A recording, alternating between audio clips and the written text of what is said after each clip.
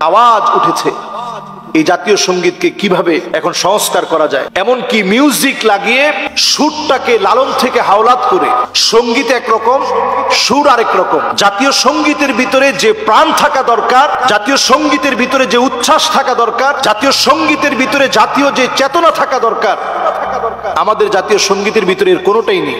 এবং একটা মুসলিম দেশে, মুসলিম সংখ্যাগরিষ্ঠ দেশে অমুসলিমের লেখা একটা সঙ্গীতকে জাতীয় সঙ্গীত বানানো হয়েছে। যে লোকটা আমাদের স্বাধীনতা বিরোধী ছিল, স্বাধীনতা সার্বভৌমত্বের বিরুদ্ধে যার অবস্থান ছিল, যে আমাদের ঢাকা ইউনিভার্সিটি, ঢাকা বিশ্ববিদ্যালয় হওয়ার ক্ষেত্রে প্রচন্ড বিরোধিতা করেছে, এমন ব্যক্তিকেই আমাদের দেশের জাতীয় সঙ্গীত তার কাছ থেকে নেওয়া হয়েছে। অথচ ঢাকা বিশ্ববিদ্যালয় যে স্যার সলিমুল্লাহর জায়গার মধ্যে, একজন মুসলিমের জায়গার ভিতরে বিশাল জায়গা জুড়ে উনার দান করা জায়গার উপরে ঢাকা বিশ্ববিদ্যালয়, সেখানে উনার জীবনের উপরে কিছু নেই, উনার উপরে কোনো অনুষ্ঠান নাই।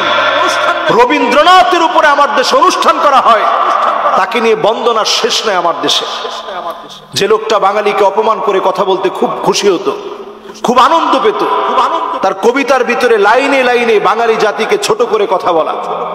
সে বলেছে, বাঙালি মোড়া ভদ্র অতি, পোষমানায় প্রাণ, বোতাম আটা জামার নিচে শান্তিতে শয়ান। বাঙালির ক্ষুধা যন্ত্রণার কথা তিরস্কারের ছলে যে লোকটা বলেছে, আমরা নাকি ক্ষুধা লাগলেও ক্ষুধার কথা কাউকে বলি না, সুন্দর একটা জামা পেলে আমাদের হয়, এরকম নানাভাবে তিরস্কার করে ছোট করে যে লোকটা কথা বলেছে, তার সঙ্গীতকেই জাতীয় সঙ্গীত হিসেবে 52টা বছর ধরে চালিয়ে দেওয়া হয়েছে। এই সঙ্গীতের পরতে পরতে শিরকি অনেক কথা রয়েছে, যেটা একজন মুসলিম হিসেবে আমরা মানতে পারি না। এই সঙ্গীতে ইভেন আমাদের দেশের, বাংলাদেশের নামটা পর্যন্ত নেই। পৃথিবীর অনেক দেশে আমি গিয়েছি, বহু দেশের জাতীয় সঙ্গীত আমার নিজের কান দিয়ে আমি শুনেছি।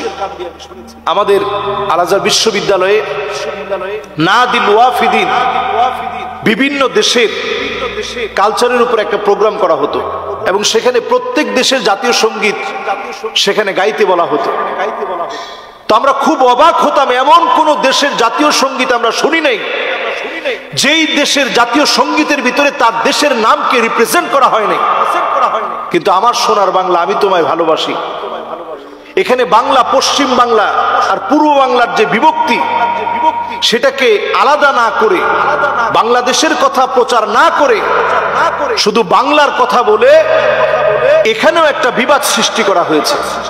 আপনি দেখবেন মমতা ওনার বক্তব্যে এবং বক্তব্যের পরে সেদিনও স্লোগান দিয়েছে জয় বাংলা বলে। তো শুধু জয় বাংলা বলার মধ্য দিয়ে দেশপ্রেম প্রকাশ পায় না।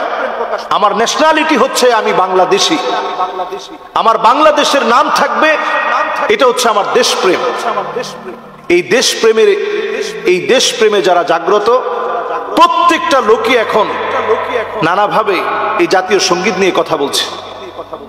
আল্লামা সাইদি রহমতুল্লাহ আলাইহি এই জাতীয় সঙ্গীত নিয়ে তিনি কথা বলেছেন। শাইখুল হাদিস আল্লামা আজিজুল হক রহমতুল্লাহ আলাইহি আমাদের এই জাতীয় সঙ্গীত নিয়ে কথা বলে গেছেন। মুফতি আমিনী রহমতুল্লাহ আলাইহি, ওনাকে প্রশ্ন করা হয়েছে জাতীয় সঙ্গীত আপনারা কেন বিরোধিতা করেন?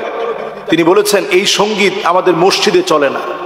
যেই সঙ্গীত একটা মসজিদের ভিতরে আপনি গাইতে পারবেন না, একটা মাদ্রাসার ভিতরে আপনি গাইতে পারবেন না, গাইতে গেলে আপনার কাছে লজ্জাবোধ আসবে, আপনি লজ্জিত হবেন, ওটা একটা জাতির জাতীয় সঙ্গীত হয় কেমন? একটা জাতির জাতীয় সঙ্গীতের মধ্যে আপনি তাকায় দেখেন, আমাদের বীর শ্রেষ্ঠ একজনেরও নাম নাই, ভাষা শহীদ একজনেরও নাম নাই। আমাদের জাতীয় সঙ্গীতের ভিতরে আপনি তাকায় দেখেন, এই সঙ্গীতের ভিতরে আমাদের দেশের স্বাধীনতার কোনো কথা নেই। আমাদের দেশের এই যে সম্প্রীতি, ভালোবাসা, হিন্দু মুসলিম খ্রিস্টান বৌদ্ধ সবাই আমরা একত্রে চলি, এই ভালোবাসা সম্প্রীতির কোনো কথা নেই। শিরকি কথায় ভরপুর এই সঙ্গীত 52টা বছর ধরে আমাদের উপরে চাপিয়ে দেওয়া হয়েছে।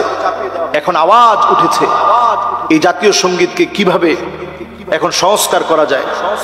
আমরা এখন দায়িত্ব দিতে চাই আমাদের ছাত্রদেরকে এবং সুশীল সমাজকে আপনারা নির্বাচন করেন। এখন সময় দিয়ে দেন। সারা মহল থেকে যেভাবে করে আমাদের দেওয়ালে দেওয়ালে আলপনা এঁকেছে, রং তুলিতে আমার শহরকে সাজিয়েছে, ক্যালিগ্রাফি করে যেভাবে ইসলামকে হাইলাইটস করা হয়েছে, ঠিক একইভাবে আমার জাতীয় সঙ্গীত পুরো জাতি নির্ধারণ করে দিবে। সারা জাতি থেকে বিজ্ঞ বিজ্ঞ ব্যক্তিবর্গ, পতিত যশা ব্যক্তিবর্গ, শিক্ষিত সমাজ, তারা এই জাতির জাতীয় সঙ্গীত তারা নির্ধারণ করে দিবে। যেখানে কোনো মিউজিক থাকবে না, যেই জাতীয় সঙ্গীত মাদ্রাসার ছেলেরা অবলীলায় তারা গাইতে থাকবে, কোনো সমস্যা নেই। কিন্তু আমার জাতীয় সঙ্গীতের মধ্যে মিউজিক দেওয়া হয়, যে মিউজিকটা টোটালি হারাম। আমরা এখন এই সুন্দর সময়ে এই সুন্দর দাবি এনেছি, সবাই এই দাবি করছে। আল্লাহ যেন এই দাবিটা খুব সহসাই সুন্দর একটা পরিবর্তনের মধ্য দিয়ে 52 বছরের চাপানো আমাদের জাতীয় সঙ্গীত যেটা হতে পারে না, এমন জাতীয় সঙ্গীতের হাত থেকে আমরা যেন মুক্তি পাই এবং নতুন একটা জাতীয় সঙ্গীত যেটা অনুপ্রেরণার জাতীয় সঙ্গীত হবে এবং নতুন স্বাধীনতার জাতীয় সঙ্গীত হবে। ছাত্রদের কথা থাকবে, বীর শ্রেষ্ঠদের কথা থাকবে, আমাদের শহীদ আবু সাইদের কথা থাকবে, আমাদের মুগ্ধর কথা থাকবে। এমন একটা জাতীয় সঙ্গীত আমরা এখন চাই। আল্লাহ যেন আমাদেরকে এমন জাতীয় সঙ্গীত সবাই মিলে যেন আমরা রচনা করতে পারি। আল্লাহ যেন আমাদেরকে তৌফিক দান করেন। আমিন।